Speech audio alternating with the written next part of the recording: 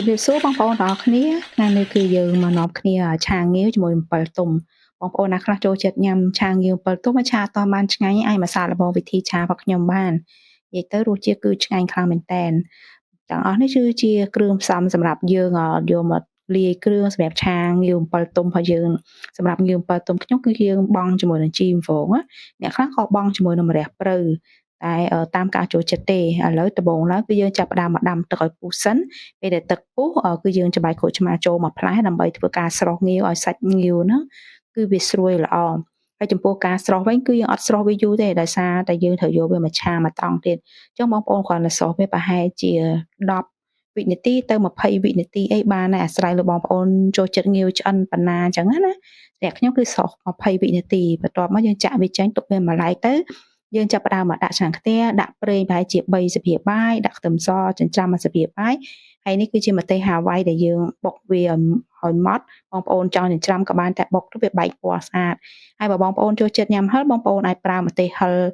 បុកវាជាមួយខ្ទឹមហ្មងក៏បានដែរណាប៉ុន្តែខ្ញុំគឺអត់សូវចូលចិត្តញ៉ាំហឹរទេអញ្ចឹងបុកហ្នឹងគឺម្ទេសហាវ៉ៃមួយគ្រាប់លាយជាមួយនឹងម្ទេសហឹរហ្នឹងចំនួន2គ្រាប់ហើយយើងឆាវាជាមួយនឹងខ្ទឹមហ្នឹងឲ្យឡើងឈ្ងុយល្អមកចាំបងប្អូនចាប់ផ្ដើមដាក់គ្រឿងហើយចំពោះគ្រឿងវិញគឺយើងដាក់ជាមួយនឹងទឹកត្រីមុនគឺទឹកត្រីយើងប្រើ2ស្លាបព្រាបាយបន្តមកទៀតគឺម្សៅស៊ុប1ស្លាបព្រាបាយប្រេងខ្យងចំនួន2ស្លាបព្រាបាយហើយនិងស្ករត្នោតយើងប្រើចំនួន2ស្លាបព្រាបាយពេញចំពោះការដាក់ស្ករគឺយើងប្រើស្ករត្នោតវាឈ្ងុយជាងសម្រាប់ការឆាងាវអំពិលទុំហ្នឹងបើបងប្អូនអត់មានស្ករត្នោតប្រើស្ករសក៏បានហើយខ្ញុំដាក់ប៊ីចេងបន្តិចដែរបើបងប្អូនអត់ប្រើបងប្អូនបាច់ដាក់ក៏បានហើយបន្ទាប់មកខ្ទឹមក្រហមយើងប្រើ1មើមហាន់ជាចំណិតស្ដើងកូរគ្រឿងឲ្យរលាយចូលគ្នាបានសព្វវាឡើងពុះប៉ុណ្ណេះហើយបងប្អូនដាក់ជាមួយទឹកអំពិលទុំស្រាប់អំពិលទុំហ្នឹងបងប្អូនជ្រុំវាជាមួយទឹកក្តៅឲ្យវាឡើងខាប់អញ្ចឹងមកហើយយើងបន្ថែមវាប្រហែលជា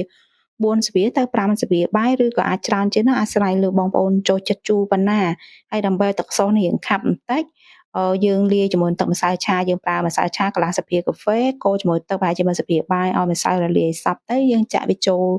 ហើយយើងកូរវារហូតដល់តែវាឡើងពុះម្សៅទេមកគឺវានឹងខាប់ល្អបែបនេះហើយបងប្អូនអាចធ្វើការភ្លក់ទឹកស៊ុសនោះធ្វើមិនឲ្យចេញជូរប្រៃផ្អែមឲ្យរាងមុតបន្តិច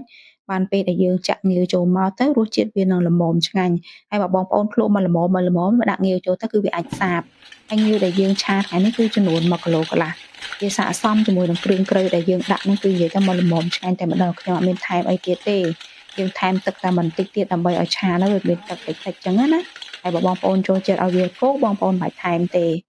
តែសម្រាប់ខ្ញុំគឺខ្ញុំថែមប្រហែលជាកន្លះចានចង្កឹះហើយពេលដែលឆាហ្នឹងក៏អត់ចំណាយពេលយូរដែរយើងប្រើភ្លើងឲ្យខ្លាំងហើយយើងឆាវាប្រហែលជាកន្លះនាទីអីទេព្រោះយើងបានស្រុះវាម្ដងហើយកាលណាយើងឆាយូរទៀតវាធ្វើឲ្យស្វិតសាច់ងាវអស់អត់មានសាច់ញ៉ាំទេបន្ទាប់ពីយើងដាក់ទឹកចូលវាពុះមកល្មមហើយយើងចាក់ជីនាងវងចូលជាមួយនឹងម្ទេសហាវ៉ៃ3-4ចំណិតដើម្បីយកពណ៌ហើយខ្ញុំបិទភ្លើងហើយអត់នៅកូរត្រឡប់អីទៀតទេបិទភ្លើងហើយយើងដួសដាក់ចានទៅគឺរួចរាល់ហើយងាវឆាអំពិលទុំរបស់យើងរសជាតិវិញគឺឆ្ងាញ់ខ្លាំងមែនតើតែប៉ុណ្្នឹងគឺរួចរាល់ហើយអរគុណច្រើនបងប្អូនទាំងអស់គ្នាដែលបានចូលមើលវីដេអូរបស់ខ្ញុំតាំងពីដើមរហូតដល់ចប់បងប្អូនមានសំណួរឬយោបល់អីគឺអាច comment នៅខាងក្រោមវីដេអូបានណាហើយបងប្អូនកុំភ្លេច subscribe ឆានែល YouTube និង follow page របស់ខ្ញុំផងអរគុណជម្រាបលាជួបគ្នាវីដេអូក្រោយៗទៀត